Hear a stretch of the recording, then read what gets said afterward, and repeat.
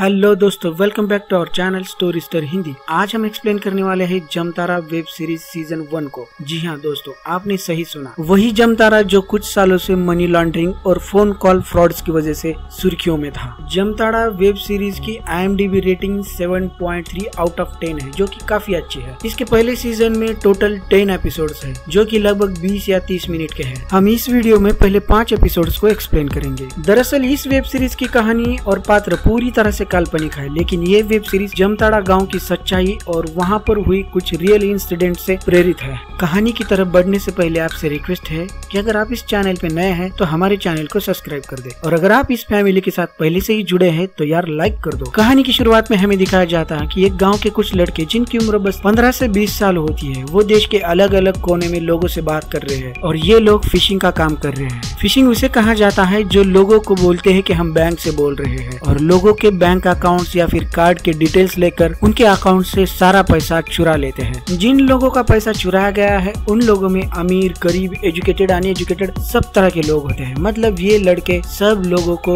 बेवकूफ बनाने में एक्सपर्ट होते हैं। अब दूसरे सीन में हमें दिखाया जाता है सनी को। सनी फिशिंग का काम करता है। सनी अभी मात्र 16 साल का है और वो अपने काम में काफी माहिर है। फिशिंग करते वक्त वो लोगों से लड़की की आवाज में बात करता है, जिससे सामने वाला व्यक्ति उस पर जल्दी विश्वास कर लेता है। अब सनी एक स्कूल टीचर को कॉल करता है और उस टीचर को बोलता है कि आपको लॉटरी में एक कार मिली है। वो स्कूल टीचर कार की लालच में सनी की बातों में आ जाता है और वो अपने कार्ड के डिटेल्स सनी को देता है, जिससे सनी उस टीचर के सारे पैसे उड़ाकर अपने अकाउंट में ले लेता है। कुछ दिनों बाद कॉल फ्रॉड और मनी लॉन्ड्रिंग की केस में पुलिस सनी और उसके कुछ दोस्तों को पकड़ लेती है। इन लड़कों में सनी का एक कजन होता है जिसका नाम होता है रॉकी। अब इन सब लड़कों को कोर्ट में हाजिर किया जाता है। इंस्पेक्टर पाठक जज को बताते हैं कि ये लड़के बैंक का फर्जी एम्प्लॉय बताकर लोगों को फोन करते हैं और उनसे पैसे चुराते हैं। इस पर कोर्ट के जज बोलते कि इन लड़कों की उम्र क्या है। इस पर इंस्पेक्टर बोलते हैं कि 16-17 के होंगे। जज बोलते हैं कि ये लड़के माइनर है और साथ ही ये केस इस कोर्ट का नहीं है, ये साइबर कोर्ट का केस है। इंस्पेक्टर को साइबर कोर्ट में एप्लीकेशन डालने के लिए बोला जाता है और इन लड़कों को छोड़ दिया जाता है। दरअसल सनी का कजन रॉकी ये एक अनरिस्पॉन्सिबल लड़का होता है। जब ये अपनी गर्लफ्रेंड से बात कर रहा था तब पुलिस ने उसका फोन ट्रैक किया था और इस वजह से इनका सारा ग्रुप पकड़ा गया था।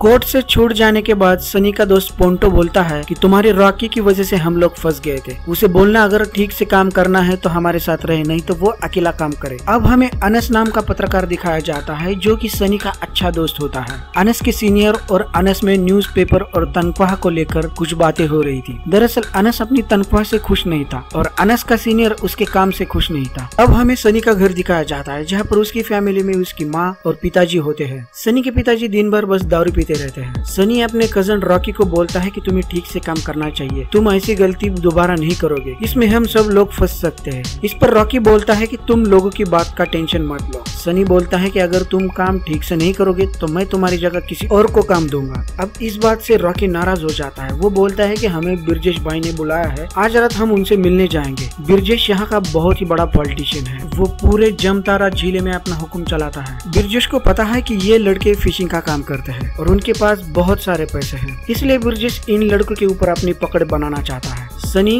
बिरजेश को मिलने से मना कर देता है और अब इस बात का रॉकी को बहुत गुस्सा आता है। अब रात में सारे लड़के बिरजेश भाई को मिलने के लिए जाते हैं, जहाँ पर बिरजेश इन लोगों को बोलता है कि पिछले साल तुम लोगों ने बहुत सारा पैसा कमाया, पिछले साल की बात छोड़ दो, लेकिन आगे से तुम लोग मेरे लिए काम करोगे, तुम्हारे काम में मेरा भी हिस्सा होगा और इसके बदले में मैं आप लोगों को प्रोटेक्शन दूंगा। अब लड़कों को प्रोटेक्शन मिल रहा है तो इस बात से वो खुश हो जाते हैं और वो बिरजेश भाई के साथ काम करने के लिए हाँ बोल देते हैं। बिरजेश जाते टाइम रॉकी को एक बंदूक देता है ताकि वो गाँव में अपनी दहशत बना सके। अब हमें इस कहानी का नया कैरेक्टर दिखाया जाता है, इसका नाम है गुड़िया। गुड़िया इस गांव में इंग्लिश स्पीकिंग के क्लास लेती है। गुड़िया और सनी ये दोनों बचपन के अच्छे दोस्त होते हैं। गुड़िया जहां पर काम करती है उस कोचिंग का असली मालिक सनी होता है और गुड़िया सनी के लिए काम करती है। कोचिंग का बिजनेस सनी बस दिखाने के लिए करता है, लेकिन उसका असली बिजनेस तो फिशिंग का होता है। गुड़िया अपने घर जा रही थी तभी सनी उसको बोलता है 3 लाख में मान जाओ, लेकिन गुड़िया इसके लिए मना कर देती है और हमें इस बात का पता चल जाता है कि इन दोनों में कोई डील हो रही है। अब हमें दिखाया जाता है कि जामताड़ा पुलिस स्टेशन में एक नई डीएसपी का ट्रांसफर हुआ है, जिनका नाम है डॉली साहू। इन्होंने हाल ही में अपना IAS क्लियर किया है और ये उनकी पहली पोस्टिंग है। अब हम देखते हैं कि इस गांव के सारे लड़के फिशिंग का काम करते हैं, मतलब लोगों को फोन करना, उनको बताना कि वो बैंक से बोल रहे हैं, उनसे कार्ड की डिटेल्स मांगना और उनसे पैसे लूटना। ये लोग फिशिंग से इतना पैसा कमा रहे होते हैं कि ऑनलाइन शॉपिंग में बहुत सारी चीजें मंगवाते हैं। कुछ चीजें वो ऐसे भी मंगवाते हैं जिनकी उन्हें कोई जरूरत ही नहीं है। वो 10-10, 20-20 हजार के मोबाइल ऐसे ही पहचान वाले लोगों में बांट रहे होते हैं। वहीं पर सनी के ग्रुप के कुछ लड़के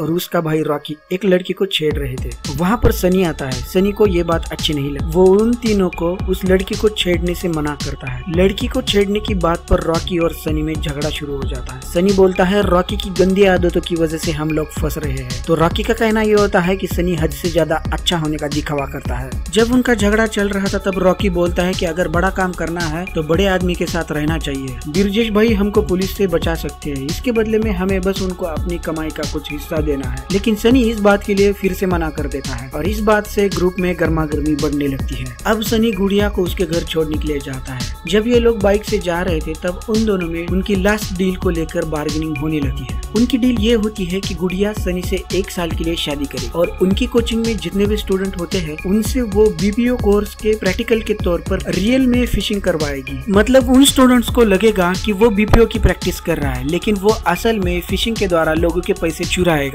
काम के लिए गुड़िया 6 लाख बोलती है, लेकिन सनी उसको 5.5 लाख में मना लेता है। अब हमें गुड़िया का घर दिखाया जाता है। गुड़िया काफी गरीब घर से बिलोंग करती है, जहाँ पर उसकी फैमिली में बस उसकी विधवा माँ और उसका एक छोटा भाई है। उसका छोटा भाई दिन भर बस गांजा पीकर नशे में रहता है। दरअसल इस गांव में सारे लड़के फिशिंग के द्वारा बहुत सारा पैसे कमाते हैं, इसलिए यहाँ पर नशा करना, दारू पीना या फिर पैसों की अय्याशी करना ये आम बात है। अब गुड़िया अपनी माँ को बता देती है कि वो सनी के साथ शादी करने वाली है, जिस पर उसकी माँ शादी के लिए मना कर देती है क्योंकि सनी छोटी जाति का होता है। इस पर गुड़िया बोलती है कि अगर अपनी औकात 1 रुपए की ना हो तब जाति नहीं देखी जाती। सनी शादी के लिए 3 लाख रुपए देगा और ऊपर से शादी का खर्चा भी वही करेगा। पैसों की बात सुनकर उसकी माँ इन दोनों की शादी के लिए मजबूरी में मान जाती है। रात में सनी और उसके दोस्त पार्टी कर रहे थे। उस पार्टी में सनी और रॉकी के बीच में छोटी सी बात से फिर से झगड़ा हो जाता है कि तभी वहाँ पर UPSTF की टीम इस जगह पर रेड मारती है। उन लोगों को पकड़ लिया जाता है। जब ये टीम लड़कों को दिल्ली ले जा रही थी तब वहाँ पर लोकल पुलिस स्टेशन के इंस्पेक्टर पाठक आ जाते हैं और वो UPSTF टीम के लीडर के साथ बहस करने लगते हैं। उनके पास इन लोगों के खिलाफ अरेस्ट वारंट नहीं होता, इसलिए उन्हें इन लड़कों को वहीं पे छोड़ना पड़ता है। दरअसल इंस्पेक्टर पाठक को बिरजेश भाई ने वहाँ पर भेजा था ताकि वो लड़कों को बता सके कि अगर उनके ऊपर पुलिस ने हाथ डाला तो वो उन्हें बचा सकते हैं। अब दूसरे दिन गुड़िया सनी से बोलती है कि घर आकर उसकी माँ से शादी की बात करे और शादी से पहले जितनी भी रकम तय हुई है वो पहले देने के लिए बोलती है। इस बात के लिए सनी भी तैयार हो जाता है। वो भी अपने दोस्तों के साथ मिलकर काम करना नहीं चाहता। वो गुड़िया के साथ एक नई टीम बनाना चाहता है। पाठक जी ने UPSTF टीम को रुकवाकर उन लड़कों को छुड़वाया था और इस बात के लिए उन्होंने SP से परमिशन तक नहीं ली थी और इसी के चलते SP डॉली इंस्पेक्टर पाठक को 15 दिन के लिए सस्पेंड कर देती है। वही हम देखते हैं कि सनी एक न्यूज शो के एंकर को कॉल करता है और उसे बोलता है कि आपका कार्ड ब्लॉक हो गया है और अनब्लॉक करने के बहाने से उसके अकाउंट की सारी डिटेल्स लेता है और फिशिंग के द्वारा उनके सारे पैसे एक दूसरे अकाउंट में ट्रांसफर कर देता है। ग्रुप के सब लड़के रॉकी से लड़ाई कर रहे होते हैं क्योंकि उन्हें लगता है कल की झगड़े की वजह से पुलिस वहाँ पर आई और इस झगड़े की वजह वो रॉकी को समझते हैं। इस ग्रुप का एक लड़का रॉकी को बोलता है कि सनी के बिना हम कुछ भी नहीं कर सकते क्योंकि सनी के आइडिया से ही हम ज्यादा से ज्यादा पैसे कमा सकते हैं। रॉकी इन सब बातों से परेशान हो जाता है क्योंकि हर बार उसके सामने सनी की वाहवाही हो रही होती है और उसकी बुराई हो रही होती है। अब सनी शादी की बात करने गुड़िया के घर आता है। गुड़िया की माँ सनी से बोलती है कि गुड़िया तुमसे 2 साल बड़ी है और हम आपसे जाति में भी बड़े हैं। सनी को इस बात से गुस्सा आ जाता है। वो बोलता है कि जिसके पास पैसा है अब वही बड़ा आदमी है, आप ये पैसे ले लो और शादी की तैयारी शुरू कर दो। ये बोलकर वो वहाँ से चला जाता है। अब गुड़िया अपने स्टूडेंट्स को बोलती है कि आपका कोर्स खत्म होने को आया है, इसके आगे आपने कुछ प्लान किया है। इस पर एक लड़का बोलता है कि हम BPO जॉब्स के लिए ट्राई करने वाले हैं। गुड़िया उन्हें बोलती है कि एक बैंक एम्प्लॉय का कोर्स आया है, इसमें तुम लोगों को लोगों से कैसे बात करनी है इस बारे में सिखाया जाएगा। अब उनके सारे स्टूडेंट ये कोर्स करने के लिए मान जाते हैं। दूसरी तरफ हमें दिखाया जाता है कि रॉकी ब्रिजेश भाई से मिलने के लिए गया है। वहाँ पर उसे पता चलता है कि कल रात जो पुलिस ने रेड मारी थी उसके बारे में ब्रिजेश भाई को पहले से ही पता था। साथ ही वो बोलते हैं कि उन्होंने ही उनको जेल जाने से बचाया है, मतलब इंस्पेक्टर पाठक को ब्रिजेश भाई ने ही भेजा था ताकि वो उन लड़कों को बचा सके। मतलब ब्रिजेश भाई यहाँ पर ये बताना चाहते हैं कि अगर लड़कों ने उनकी बात नहीं मानी तो वो पुलिस से उनको अरेस्ट भी करवा सकते हैं। ब्रिजेश भाई रॉकी को बोलते हैं कि भाई से झगड़ा करना ये महाभारत से चला आ रहा है, अगर तुम्हें राजा बनना है तो तुम्हें अपने भाई को अपने साथ करना होगा या फिर उसे बर्बाद करना होगा। रॉकी सनी को ब्रिजेश भाई से मिलने के लिए काफी मनाता है लेकिन वो नहीं मानता और ऊपर से उसने खुद की शादी रॉकी को बिना बताए ही तय कर दी थी, इसलिए रॉकी हद से ज्यादा गुस्सा हो जाता है। हालांकि रॉकी सनी का बड़ा भाई है लेकिन सनी अपने फैसले खुद लेना चाहता है। अब दूसरे दिन हमें दिखाया जाता है कि सनी एक बूढ़े इंसान को फिशिंग के द्वारा फंसा देता है और उसके अकाउंट के सारे पैसे चुरा लेता है। अब सनी गांव का एक आदमी को लेकर बैंक में जाता है। दरअसल सनी लोगों से लूटा हुआ पैसा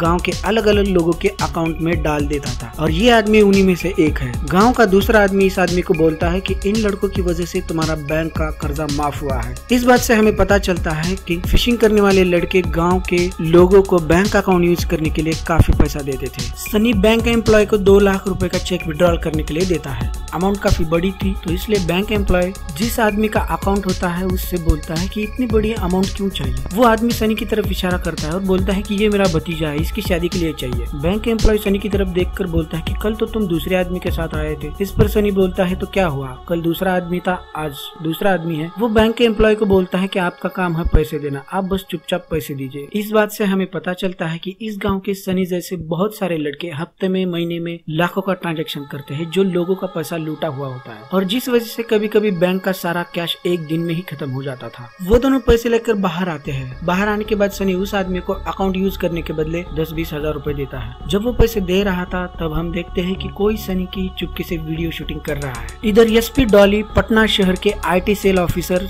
सौरव शर्मा से मिलने आती है। वो जमताड़ा की हो रही फिशिंग को पूरी तरह से खत्म करना चाहती है, इसलिए वो सौरव शर्मा से मदद मांगती है। सौरव शर्मा एसपी डॉली को बताता है कि देश के कोने कोने से बहुत सारे साइबर क्राइम के केस दर्ज हुए हैं। अलग अलग जगह की पुलिस टीम आती उन लड़कों को गिरफ्तार भी करती है, लेकिन हमारे देश का IT लॉ इतना वीक है कि हम उन लड़कों को सजा तो देना दूर बल्कि उनकी बेल तक नहीं रुकवा सकते। एसपी डॉली बोलती है कि मुझे पता है प्रॉब्लम बहुत सारे हैं लेकिन हमें सोल्यूशन ढूंढना है। एसपी डॉली का जज्बा और हिम्मत देखकर सौरव शर्मा उसकी मदद करने के लिए तैयार हो जाता है। अब हम देखते हैं कि सनी के घर शादी की तैयारी चालू है। दूसरी तरफ सनी का भाई रॉकी एक लड़की को किडनैप करता है और ये लड़की उसी आदमी के है जिसका बैंक अकाउंट सनी फिशिंग के लिए यूज करता है। रॉकी उस आदमी को बोलता है कि तुम सनी के खिलाफ पुलिस कंप्लेंट कर दो कि वो तुम्हारा बैंक अकाउंट फिशिंग के लिए यूज करता है और कंप्लेंट कर देने के बाद वो उसकी लड़की को छोड़ देगा। अब वो आदमी मजबूरी में पुलिस में सनी के खिलाफ कंप्लेंट कर देता है। पुलिस उस आदमी का बैंक अकाउंट चेक करती है और पुलिस को उसके अकाउंट में बड़ी अमाउंट वाले काफी ट्रांजैक्शन का सबूत मिलता है।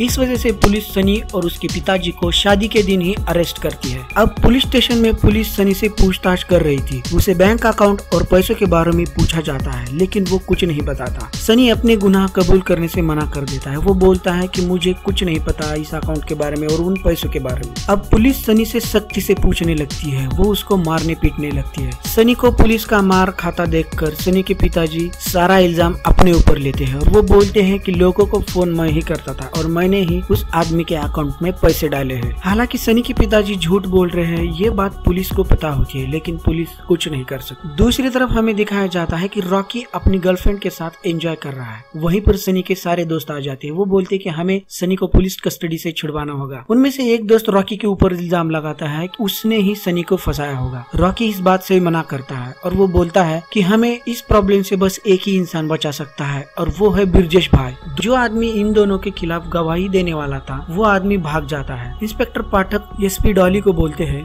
गांव में इन लड़कों से सब लोग डरते हैं, इसलिए कोई भी इनके खिलाफ गवाही नहीं देगा और इनके खिलाफ कोई सबूत न मिलने के कारण पुलिस को सनी और उसके पिताजी को छोड़ना पड़ता है। पुलिस कस्टडी से छूटने के बाद सनी कोचिंग क्लास आता है। वहाँ पर गुड़िया से पूछता है कि इतने पैसे कमाकर तुम कहाँ जाओगी। गुड़िया बोलती है कि वो कनाडा जाना चाहती है। सनी बोलता है कि मैं भी तुम्हारे साथ आऊंगा। इस पर गुड़िया बोलती है कि मैंने तुमसे सच में शादी नहीं की, हमारे बीच एक समझौता हुआ है, उसके तहत हम बस 1 साल के लिए शादीशुदा है, उसके बाद हम दोनों में कोई रिलेशन नहीं होगा। इस बात से सनी को थोड़ा बुरा लगता है। सनी को पुलिस ने पकड़ने के बाद गाँव के लड़के घबरा जाते हैं, उन्हें लगता है कि हमें प्रोटेक्शन की जरूरत है और इसलिए वो बिरजेश भाई से मिलने के लिए जाते हैं। बिरजेश भाई अपने गोडाउन में फिशिंग का काम करने के लिए एक सेटअप तैयार करता है और वो लड़कों को बोलता है कि अब तुम लोग यहाँ से काम करोगे और यहाँ से जितना भी पैसा तुम कमाओगे उसमें से आधा हिस्सा मेरा होगा और आधा आप लोगों का। इसके बदले में मैं तुम लोगों को प्रोटेक्शन दूंगा। इनमें से कुछ लड़कों को लगता है कि बिरजेश भाई के लिए आधा हिस्सा ज्यादा है, लेकिन उन्हें बिरजेश भाई का कहना मानना पड़ता है क्योंकि बिरजेश भाई बहुत ही खतरनाक इंसान होता है। उसके लिए किसी का खून करना या फिर किसी लड़के को गायब करना ये उसके लिए बहुत ही छोटी सी बात होती है। बिरजेश भाई के आगे किसी की नहीं चलती और अब वो लड़के बिरजेश भाई के साथ काम करने लगते हैं। अब हमें दिखाया जाता है कि कोचिंग क्लास में गुड़िया बीपीओ जॉब के प्रैक्टिस के नाम पर स्टूडेंट से रियल में फिशिंग करवा रही है। यहाँ पर कुछ लड़के बोलते हैं कि हमें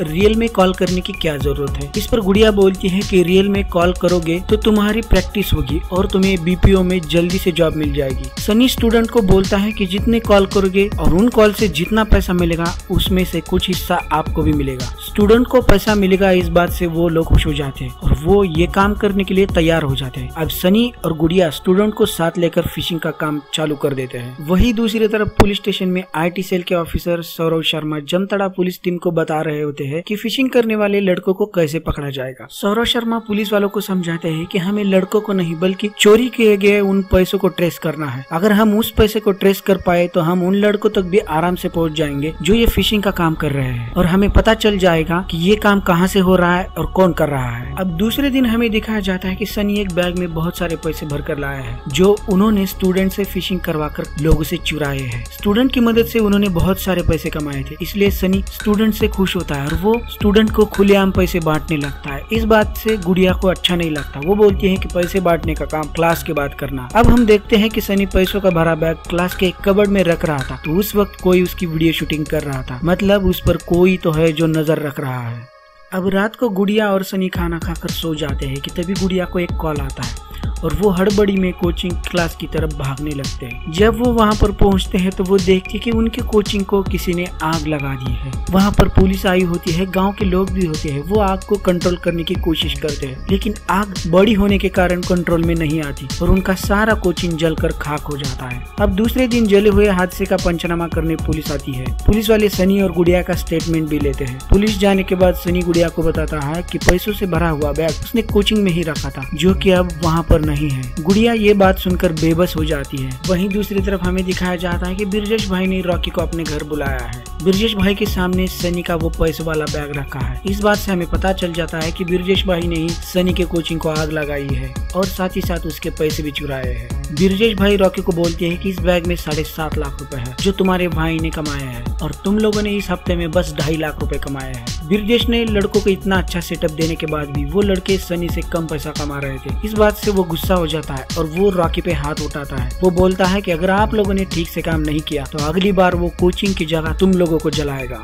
अब रात को सनी अपने दोस्त अनस से बात कर रहा था। अनस सनी से पूछता है कि क्या तुमको पता है कि ये आग किसने लगवाई थी। सनी बताता है कि शायद ये बिरजेश का काम होगा क्योंकि वही है जो मुझे नुकसान पहुंचाना चाहता है। अनस बोलता है कि मुझे पता है कि बिरजेश बहुत ही बड़ा आदमी है, लेकिन समझो अगर वो तुम्हारे रास्ते से हट गया तो तुम्हें टक्कर देने वाला कोई भी नहीं है। सनी को भी ये बात सही लगती है और वो तय करता है कि वो बिरजेश को बर्बाद कर देगा। अब रॉकी दोस्तों से बोलता है कि सनी शादी करने के बाद 1 हफ्ते में 7.5 लाख रुपए फिशिंग से कमाया है। अब फिशिंग करने वाले सब लड़कों को पता चल जाता है कि सनी सबसे ज्यादा पैसे इसलिए कमाता है क्योंकि वो लड़कियों की आवाज में बात करता है। लड़की की आवाज में बात करने से सामने वाला व्यक्ति उसके ऊपर जल्दी से विश्वास कर जाता है और साथ ही उसने गुड़िया और गुड़िया के स्टूडेंट को भी फिशिंग के काम में लगवाया था। इस वजह से वो ज्यादा से ज्यादा पैसे कमा रहा है। थोड़ी देर बाद वहाँ पर सनी आता है। सनी का 7.5 लाख का नुकसान हुआ था। इस बात से रॉकी को भी बुरा लगता है। वो सनी को बताता है कि तुम्हारा कोचिंग बिरजेश भाई ने ही जलवाया था, तुम उनसे क्यों दुश्मनी कर रहे हो, वो बहुत ही बुरा आदमी है, जाकर उनसे माफी मांगो और उनसे हाथ मिलाओ। लेकिन सनी इस बात के लिए मना करता है। सनी के मन में बिरजेश को लेकर बहुत ही गुस्सा था। वो बोलता है कि मैं तुम्हारे बिरजेश भाई से भी बड़ा काम करने जा रहा हूँ, अगर तुम लोगों में दम है तो मुझे रोक कर दिखाओ। अब दूसरी तरफ गुड़िया को पुलिस स्टेशन में बुलाया जाता है। एसपी डॉली गुड़िया को एक ऑफर देती है। वो सनी के बारे में सब कुछ बताने के लिए बोलती है, बदले में वो गुड़िया की जो चाहे वो मदद करेंगी। लेकिन गुड़िया इस ऑफर को मना कर देती है।